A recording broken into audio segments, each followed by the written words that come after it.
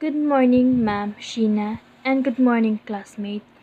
We are the reporters of Module 1, Section 1, the concept of globalization.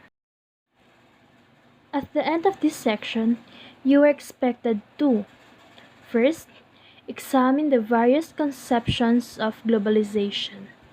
Second, distinguish the different definitions of globalization from experts. And lastly, adopt a working definition of globalization. At this moment, I just want you to answer these 5 questions if you agree or not in the comments section. Let's see if you, or let's say we, really had a stock knowledge about globalization. We will give you a 1 to 2 minutes to answer these 5 questions. Okay, let's proceed. Lawrence is a college student. He drinks Milo with his usual corned beef, egg, and rice for breakfast every school day. While eating, he watches Cartoon Network on cable TV to make his morning light. Afterwards, he rushes to brush his teeth using Colgate. Then, he is good to go. Once inside the university campus, he sent an "I am at school" message to his mom using his new iPhone 10. Likewise, he sends his hi message to his special friend via his Samsung Galaxy S9. More so, Lawrence and his friends loves to wear Vans school bags. They love to hang out in their favorite fast food store, McDonald's, and happily eat their favorite burger, chicken nuggets, and Coke float. He talks to his dad, who works in Dubai, via Skype on Monday, Thursday, and Saturday's night. In this scenario, I would like to mention each thing that is not a product of the Philippines. The first one is Cartoon Network. The second one is Colgate. The third one is iPhone 10. The fourth one is Samsung Galaxy S9. The fourth one is Vans school bag. The fifth one is McDonald's. The sixth one is burger. The seventh is chicken nuggets. The eighth, Coke float. And lastly, Skype. It shows that globalization takes place. Yun yung mga example ng globalization. Kasi nga, wala ang mga iyon sila sa atin. Paano yan sila nakarating sa Pilipinas? Is barely because of globalization and importation. Okay, let's move on. We have here economic imperialism. Ano yung sinasabi nilang economic imperialism?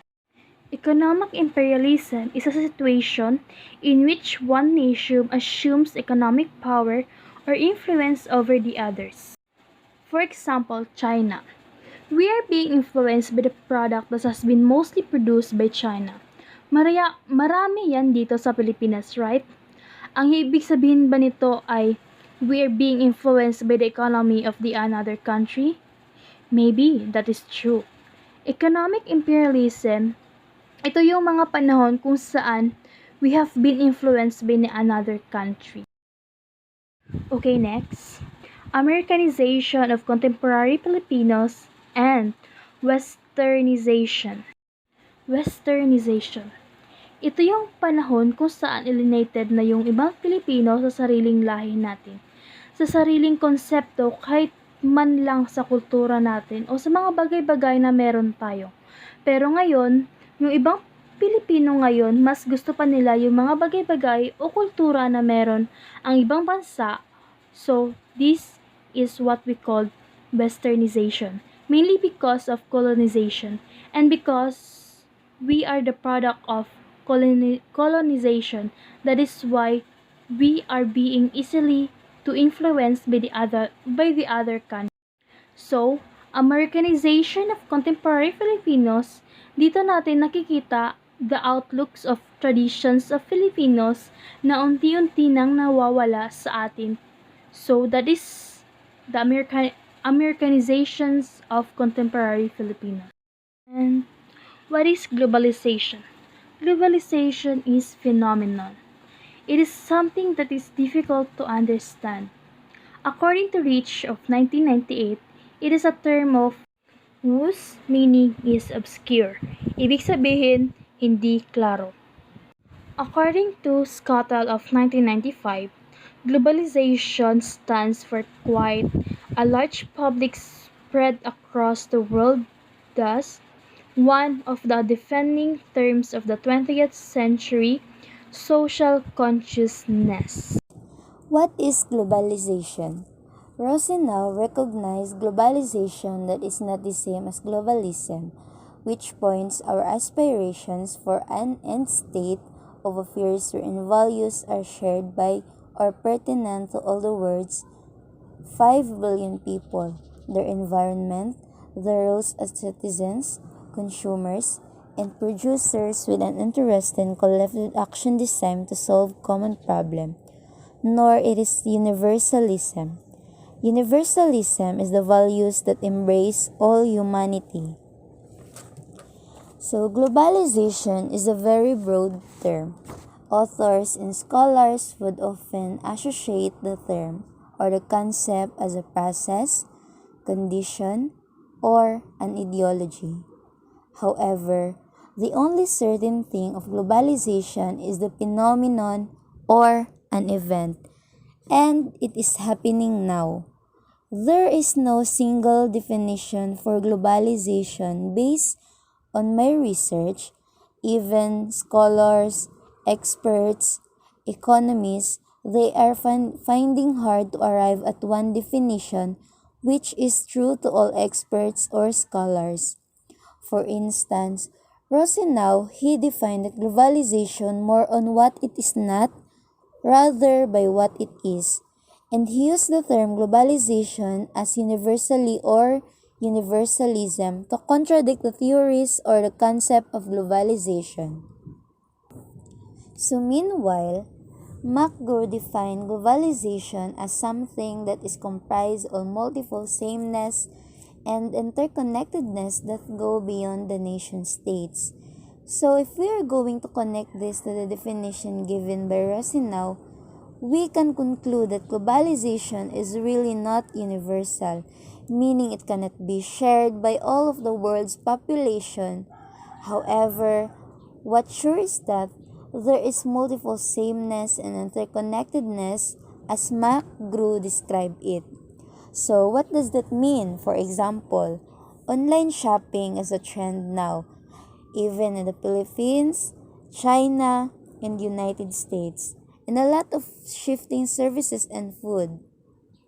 But while majority does this or are open for this, there are still people who does not prefer to buy a things online, and some may not still experience in buying online. To amplify the meaning of interconnectedness or multiple sameness, you can defer to this definition. It says that globalization is the process in which individuals and organizations in one part of the world are affected by the activities, affairs, and convictions on another part of the globe. So meaning as long as there is shared values, activities, convictions, cultures, and what more, this is globalization as a phenomenon. Next, according to Senry, globalization is the cluster of economic and political frameworks and procedures deriving from the changing marks of the interest and assets that comprise the foundation of the international political economy, especially the expanding structural difference of those interests and assets. Concept of globalization. Globalization as a process, globalization as a condition, globalization as a ideology, globalization as a process. Frieden posits the globalization denotes a range of processes nesting under one rather unwieldy epithet. So, ibig sabihin, according to Frieden, ang globalization daw is refers to a variety of processes that are grouped together under one very unwieldy word. Arjun Appadurai. According to him, different kinds of globalization occur on multiple and intersecting dimensions of integration that he calls scapes. He proposed 5 dimensions of global cultural flow, namely ethnoscapes, technoscapes, mediascapes, financescapes, and the last one is educapes. Globalization as a process. For Stiger, the term globalization should be limited to a set of intricate social processes that modify prevailing social statutes based on modern regime of self-dependent nation-states. Ibig sabihin, according to Forstiger, globalization daw should be restricted to a series of complex social processes that alter existing social statutes under a new system of self-sufficient nation-states. Definition of globalization for the number of scholars. A multi-dimensional group of social procedures that build, accelerate, elaborate, and intensify world interaction while at the same time nurturing the people and increasing consciousness of deepening linkage between the local and far off. Given the point of this slide, this is simple. Para lang tayo ay bumilis ang sistema at mabilis ang palitan. Like, palitan ng goods, services, capital technologies, or cultural practices. And to us to be able to bring up consciousness of deepening connections between the local and far-offs. Globality connects globalization as condition. Denotes future social condition characterized by economic, political, and cultural connection in global flows that make currently existing political borders and economics barriers irrelevant. Ang globalization ay hindi isang proseso lamang. Ito ay maraming proseso like it operates simultaneously. Globalization involves goods, services, data, technology, and economic resources of capital. The expansion of global markets liberalized the economic activities of the exchange of goods and funds. Removal of cross-border trade barriers has made the formation in global markets more feasible. This slide, they shown the best product of the nation and the unity of every nation in giving by means of exportation and importation. Globalization is an ideology. Ideology, first, is dogmatic. Dogmatic is strong expression of opinions as if they were facts. For others, it connotes political sophistication. Does not necessarily connote political undertones. An ideology always contains political implications. May also refer to dominant modes of thoughts. Stiger, 2014b, defines ideology as a system of widely shared ideas, pattern beliefs, guiding norms and values and ideas accepted as truth by some groups. Is defined by core claims. Since globalization has core claims, hence is an ideology. Political ideology is a set of ideas, beliefs, values, and opinions, exhibiting a recurring pattern that competes deliberate as well. Means the spread of free. Market capitalism is virtually in every country in the world. Globalization have 5 core claims. First, globalization is about the liberalization and global integration of markets. Globalization is inevitable and irreversible. In simple, the long-term circular trends towards greater interpenetration and interdependence of the world economies, and this is indeed inevitable. Globalized markets from both developed and developing nations and economic policies of various nations and suppress an impetus for their own economies to move forward those debunking theory of economic globalization. Nobody's in charge of globalization. Globalization benefits everyone, and globalization furthers the spread of democracy in the world. Globalization for political scientists serve as a challenge to nation-state, the strengthening of regional blocs like UA Association of South Asian Nations or ASEAN, and the UN is gaining stable ground. The emergence of global political norms is immediate. For instance, the norm that each country is entitled to the exploitation of human natural resources for their own growth. To some, it means equal integration in individual societies into worldwide political, economic, and cultural processes. For still others, globalization is a shorthand for the social and cultural changes that follow when societies become linked within in an escalating way dependent upon the world capitalist market. Political globalization refers to the growth of worldwide political system, both in size and complexity. It means equal integration of individual societies into worldwide political, economic, and cultural processes.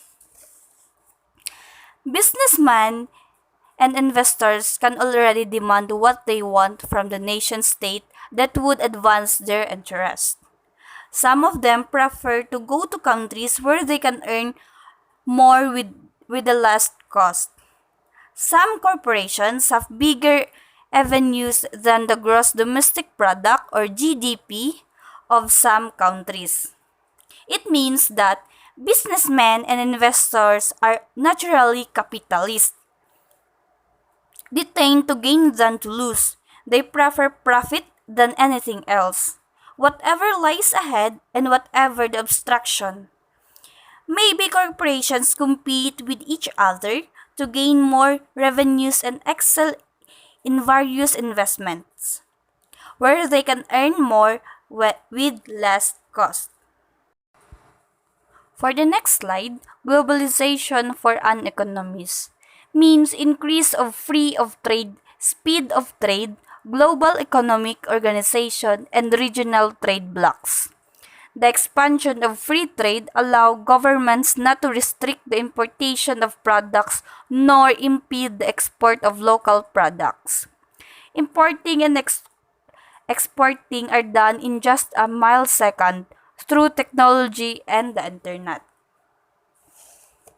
An economist means business and the never impede any transactions that would deter the flow of cash.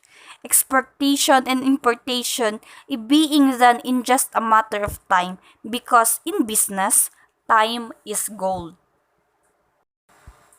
In the next slide, these are the organization of different countries into trade blocs. Example of these are the ASEAN Free Trade Area or AFTA, World Trade Organization or WTO, European Free Trade Area or EFTA, Trans-Pacific Partnership, International Monetary Fund or IMF, the World Bank or WB, and the last is International Labor Organization. These are the example or the organizations belongs in globalization for an economist. Globalization for culture and communication experts. Through globalization, the world has become a borderless world. Communication technology makes the world shrink. It means that understanding globalization beyond the world without the borders. This means a good understanding of culture in communication will boost the emphasis to make a country more developed. Globalization is referred to as cultural imperialism. It means that globalization, being referred to as cultural imperialism, usually differentiate a superior country from one inferior one. Do do usually dominate a less developed country. They withstand in all aspects of economy. According to Mr. Manfred, globalization refers to the expansion and intensification of social relations and consciousness across world time and world space. It means that globalization promotes brotherhood among countries. Sometimes war are not to happen because correlation and consciousness is being observed by total tolerance. The four attributes of globalization. Number one, globalization has various forms of connectivity. Number two, globalization allows for the expansion and stretching of social relations. Number three, globalization intensifies and accelerates social exchanges and activities. Number four, globalization occurs worldwide. So, this is the four attributes of globalization. So, let's tackle number one. Globalization has various forms of connectivity. Ang globalisasyon ay isang term na ginagamit upang ilarawan ang tumataas na pangkaugnay at ng mga kultura sa mundo at ekonomiya. Ang various forms ay may iba't ibang anyo katulad na lang ng economic, political, at cultural. These forms, involved by various factors, pressures, or media, affect different degrees of interconnections. Ang ibig sabihin nito ay ang mga form na ito na pinagana ng iba't ibang mga kadahilanan. Katulad na lang ng presyon o media, ito ay nakakaapekto sa iba't ibang antas ng pagkaugnay. To illustrate, a Filipino minimum wage earner might suffer from a slight price hike of basic commodities while his neighbor who earns about the minimum might not be affected by the said increase. This adjustment in price of commodities can be caused by national and international economic and political events. So, ang ibig sabihin nito ay, upang larawan ng isang Filipino minimum earner, ay maaaring magdusa mula sa isang bahagyang pagtaas ng presyo ng mga pangunahing bilihin, habang ang kanyang neighborhood na kumikita tungkol sa minimum wage ay maaaring hindi maapektuhan ng nasabing pagtaas. Ang pagsaayos sa presyo ng mga bilihin ay maaaring sanhi ng pambansa at internasyonal na pang-ekonomiya at pampolitika ng mga kaganapan. Number 2, globalization allows for the expansion and stretching of social relations. Ito ay pinapayagan ng globalisasyon para sa pagpalawak at pag-abot ng mga ugnayan sa lipunan. Also, this can be observed in the existence of non-governmental organizations that operate in the local, regional, and national setting. Ito ay maaaring maobserbahan sa pagkakaroon ng mga organisasyong hindi panggobyerno na nagpapatagbo sa lokal, panrehiyon at pambansang setting. Halimbawa, the Philippine National Red Cross is an affiliate of the International Committee of the Red Cross, a humanitarian institution based in Switzerland. Social relations can also be seen in the establishment of sister city relationship such as cooperation between Cebu City and Halimmermer City of the Netherlands. Ito ang ibig sabihin nito ay ang relasyong panlipunan ay makikita rin sa pagtatag ng magkakapatid na ugnayan ng lungsod katulad ng kooperasyon sa pagitan ng Cebu City at Haarlemmermeer City ng Netherlands. In addition, social relations manifest in the establishments of government association and presence of multinational companies in the Philippines. Ito ay bilang karagdagan lamang. Ang ibig sabihin nito ay nahalata ang mga ugnayang panlipunan sa pagtatag ng mga usasyon ng pamamahalaan at pagkakaroon ng mga multinational na kumpanya sa ating bansa. Number 3. Globalization intensifies and accelerates social exchanges and activities. Ang ibig sabihin nito ay ang globalisasyon ay nagpapalakas at nagpapabilis sa mga palitan at aktibidad sa lipunan. Katulad na lang ng live telecast. In the early 1990s, some Filipinos could watch international television shows only a week after the episode aired. Cable TV and internet live streaming allows Filipino to watch shows as soon as they are released. Ang live na telebisyon ay isang broadcast ng produksyon ng telebisyon ng real-time, tulad ng mga kaganapan sa kasalukuyan. Sa pangalawang kahulugan, maaari itong mag-refer sa streaming ng telebisyon sa internet. Sa karamihan ng mga kaso, ang live na programa ay hindi naitala dahil naipakita ito sa TV. Ngunit, hindi ito na-ensayo, na-edit at ipinapakita lamang dahil naitala ito bago maipalabas. Ang mga palabas na broadcast ng live ay may kasamang mga newscast, palabas sa umaga, palabas sa parangal, programa sa palakasan, programa sa katotohanan at paminsan-minsan mga yugto ng script na series sa telebisyon. Ang live telecast, isa ito sa nagpapalakas at nagpapabilis sa mga palitan at aktibidad sa lipunan.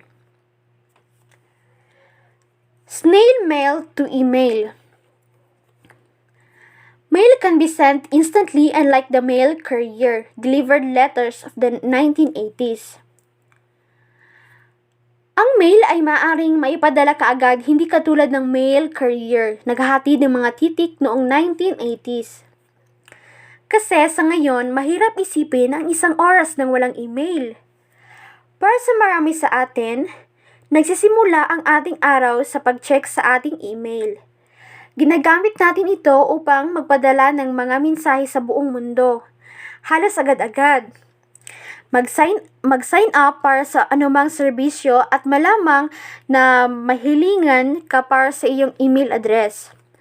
Bagaman ang serbisyo ay ginagamit ng daan-daang milyong mga tao sa isang araw, kakaunti lamang ang nakakaalam ng kasaysayan sa likod ng kung paano ito naging revolusyonaryong teknolohiya, ang snail to email. Next, social media. Build global community. Ang social media ay isang teknolohiya na batay sa computer na nagpapabilis sa pagbabahagi ng mga ideyas sa loobin, impormasyon sa pamamagitan ng pagbuo ng mga virtual network at komunidad. Sa pamamagitan ng disenyo, ang social media ay batay sa internet at binibigyan ang mga gumagamit ng mabilis na elektronikong komunikasyon ng nilalaman. Kaya, ang social media, isa ito sa nagpapalakas at nagpapabilis sa mga palitan at aktibidad sa ating lipunan. Number 4. Globalization occurs worldwide. Ang globalisasyon ay nangyayari sa buong mundo. Every person is a global citizen because he or she thinks about the issue of the world. Ang bawat tao daw ay isang pandaigdigang mamamayan dahil inisip niya ang tungkol sa mga issue ng mundo. Hindi nila iniisip ang kanilang sarili, kundi ang ibang tao din at mga issue ng mundo. Katulad na lang ng halimbawang ito. Europeans and Americans use hashtag #PrayForMarawi in social media to show their concerns for the victims of the Marawi city siege in May 2017. Ang bawat mamayan sa buong mundo ay hindi lang sarili nila ang kanilang iniisip, kundi pagmamalasakit sa ating kapwa. Dahil kung ano ang mga kaganapan sa ating bansa ay minsan ay nasasaktan din sila. Kasi lahat tayo ay may puso. Kasi iniisip natin or nila ang mga kalagayan, kung anong mga kalagayan. Ang isa pang halimbawa ay kapag iniugnay ng mga kabataan ang kanilang sarili sa mga pandaigdigang kalakaran kagaya ng K-pop. Katulad na lang dito sa atin.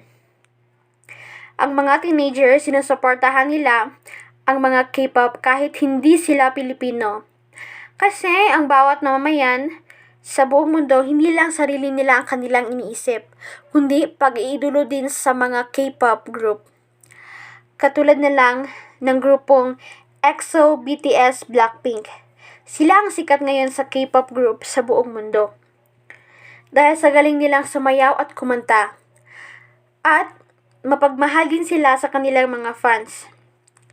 Kaya mahilig ang mga tao sa kanila dahil isa sa dahilan ay mahal ng mga K-pop group ang kanilang fans. Minsan, ini-entertain pa nga nila ang kanilang mga fans. Minsan, ginagaya nila ang paraan ng pananamit, pagsayaw at pag-uusap ng kanilang mga iniidolo. Kunyari na lang, saranghe, kamsamnida. Yun. Next. Global citizens also assume a sense of responsibility in the global matters. Ang mga pandaigdigang mamamayan daw ay nagpapalagay din ng isang responsibilidad sa pandaigdigang mga usapin.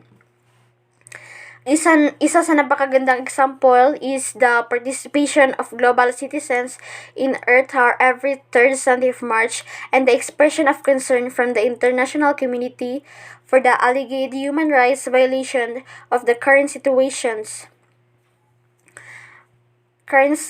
administration in the Philippines. Hindi lang din sarili nila or natin ang ating iniisip. Iniisip din natin ang mga pandaigdigang usapin. Katulad na lang ng binasa kong halimbawa kanina, ang pakikilahok ng mga pandaigdigang mamamayan sa Earth Hour tuwing ika-3 linggo ng Marso at ang pagpapahayag ng pag-alala mula sa international pamayanan para sa sinasabing mga paglabag sa karapatang tao sa kasalukuyan, administrasyon ng ating bansa. So, yun. At yun ang ating four attributes of globalizations. Concept of globalization. The definition and conceptualization of globalization may come from different lenses, but an interdisciplinary definition is necessary.